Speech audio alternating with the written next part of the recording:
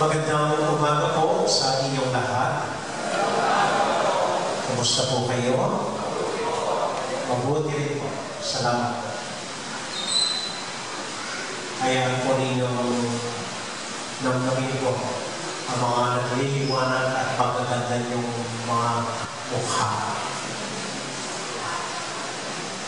Salamat.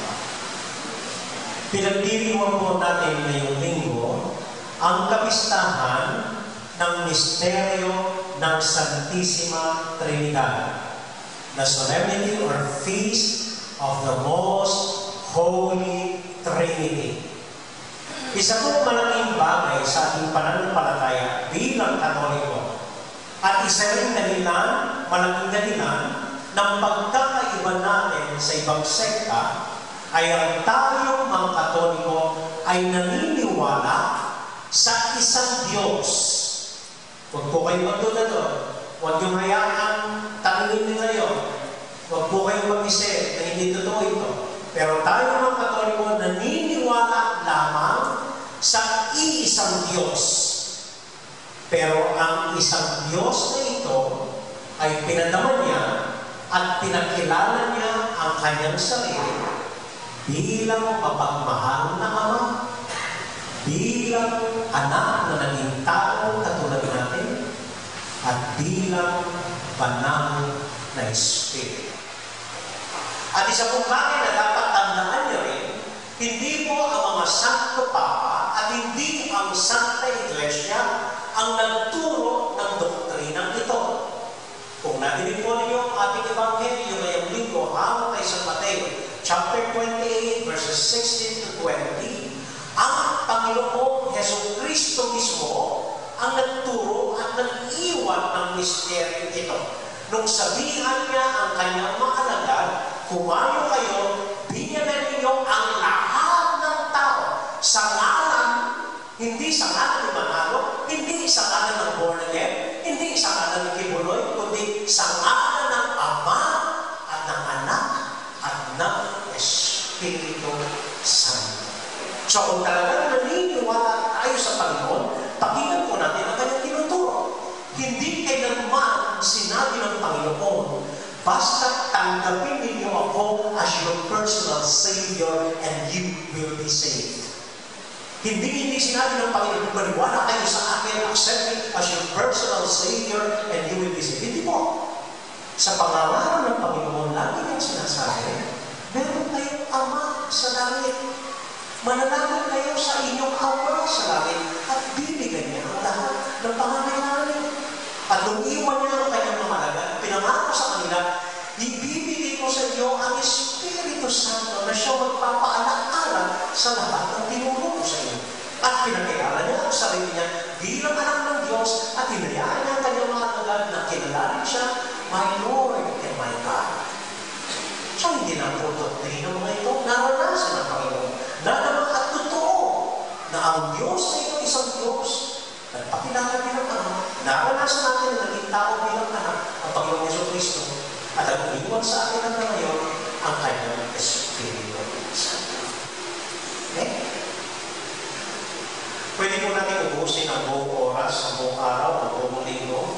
Ini-explica ang misteryo ng Banal na Trinidad. Pero hindi po mahalaga yun. Ang mahalaga, papaano ang Banal na Trinidad ay nabubuhay at nadarama natin sa pang-araw-araw na buhay natin. Ito po ang talagang pinag-usapan. Okay, bago po tayo magpunta doon, isang punto hinggil sa misteryo. Yung ibang sekta, tinatawanan tayo, talaga mga Katoliko, ayan, kapag hindi kaya ipaliwanag, tinatawag nilang misteryo. Kapag sinabi kong misteryo, hindi naman ibig sabihin, hindi totoo at hindi kaya ipaliwanag. Hindi po, kapag misteryo, alam natin na totoo, pero minsan kulang ang mga salita natin upang ipaliwanag ang kabuuang katotohanan. Halimbawa po, na meron kang 18 million pesos at $8 million o 14 misteryo yun. Paano ka nagkaroon ng kalaki? Misteryo yun. Pero alam natin totoo dahil inamin niya na totoo. Hindi nga lang natin alam paano ipaliwanag yun. O saan nagkaroon? Paano nagkaroon? Ano? Isa pa po itong halimbawa konkretong lagi yung ginagamit to define mystery. May mga anak na talagang napakapangit at napakasama na ugali. Pero sa tingin ng nanay, ito ang pinakamagandang anak sa balat ng lupa. Totoo yun. Nakikita natin yung nagiging natin, pero misteryo yun. Titignan mo yung anak niya, ang pangit-pangit, mukhang medyas na pinalitan, ay hindi na naman isang buwan. Pero para sa nanay ay napakabaluan, napakaganda. Ay, paano magpanuman yun? Pero totoo yun, misteryo yun. Pero totoo, okay? At now, sabi ko nga po, okay, we could explain kung kahulugan ng misteryo ng banal na Trinidad. Pero pagkamuli po, ang importante, ano ang kahulugan nito sa konkretong buhay natin? Totoo at naranasan ng Panginoong Jesus itong banal na Trinidad, kaya ito ang iniwan niya sa atin. Okay? So, subukan po natin ipaliwanag na ganito. Maaaring hindi ko po tatamaan, pero hopefully along the way, maranasan po natin magiging kung paano maliwanag ang misteryo ng banal na Trinidad. Okay, ito lang po. Simpleng tanong. Ano ang pagkakaiba ng karunungan sa kaalaman? In short, what is the difference between wisdom and knowledge?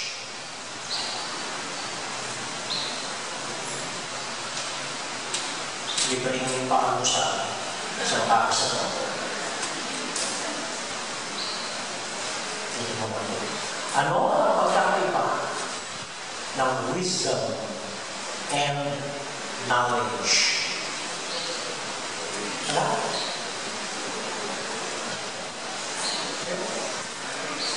Ha? Ano po? Ano? Pagkakaiba ng wisdom and knowledge? Knowledge is acquired wisdom is inborn. Libre sa akin lang. Sa akin lang. Totoo po yun, no? Knowledge now is acquired while wisdom is inborn. Okay. Bigyan ko po ng ibang kahulugan para mas simple at mas madali po natin masagan. Tama po yung sinabi.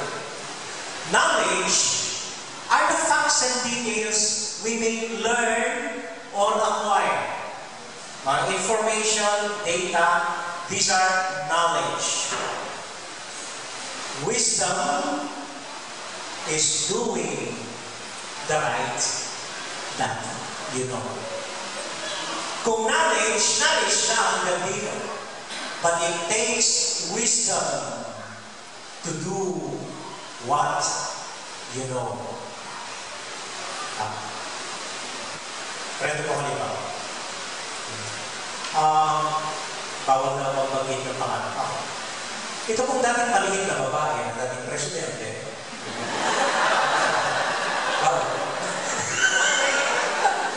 Graduate po ng Assumption College. Well-respected Catholic University run by nuns.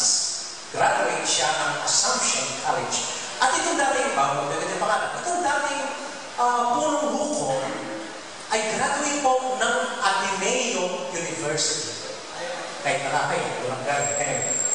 Run by talagang mga lalaking parang na talagang matatag ang pagkakatoliko mga Jesuita. Anong nangyari?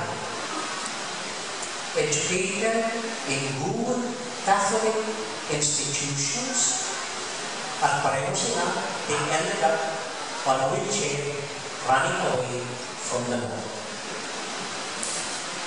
Ano nangyari?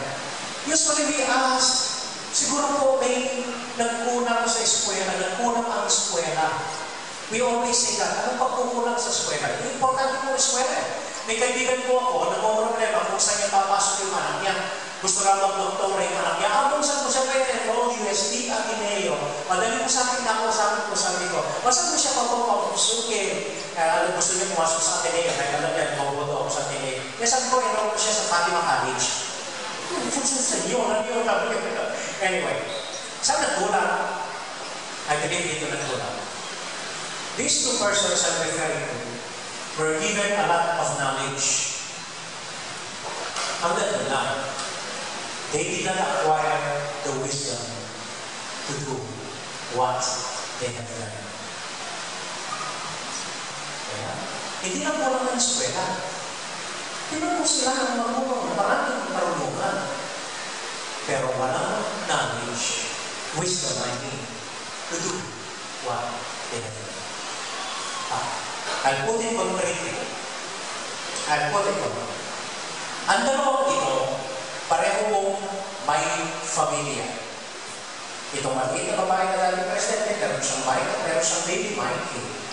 Itong mandating kung pinong buko, meron siyang basa family. Kaya siya ay nangasa, basa family. Meron po silang familia. Okay. At tayong lahat meron din familia. Kahit ako meron familia. Now, no question and no argument about this. Tayong lahat, we will do everything for our families. Gagawin natin ang lahat, ang sakripisyo, bumabang tayo, gagawin natin ang lahat para sa pamilya natin.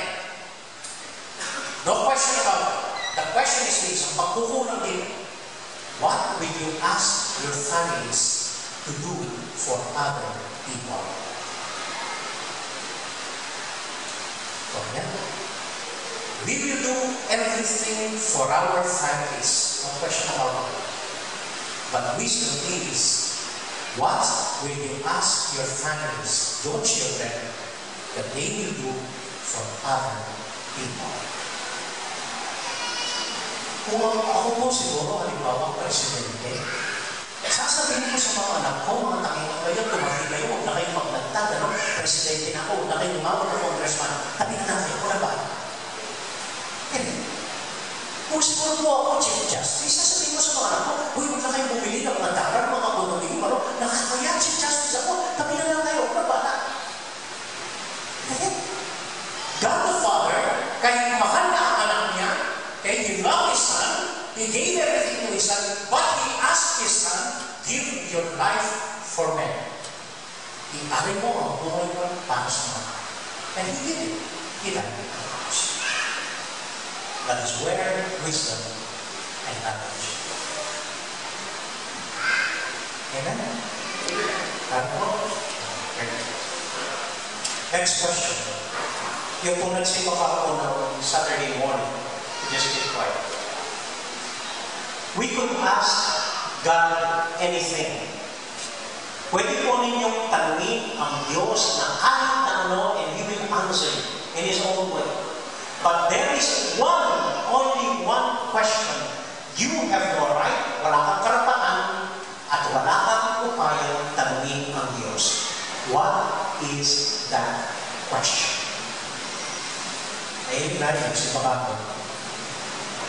Kahit na ano po, pwede niyong tanungin ang Panginoon. Ano na ang isang tanong na wala kayong pay at wala kayong kapangyarihan, tanungin ang Diyos.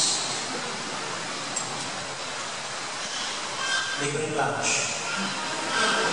Makakasawa. Ano? You could ask God anything. Pero only one question you may not ask Him.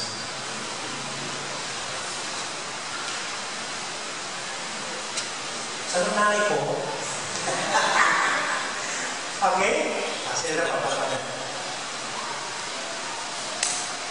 You could ask God about anything, and He will answer.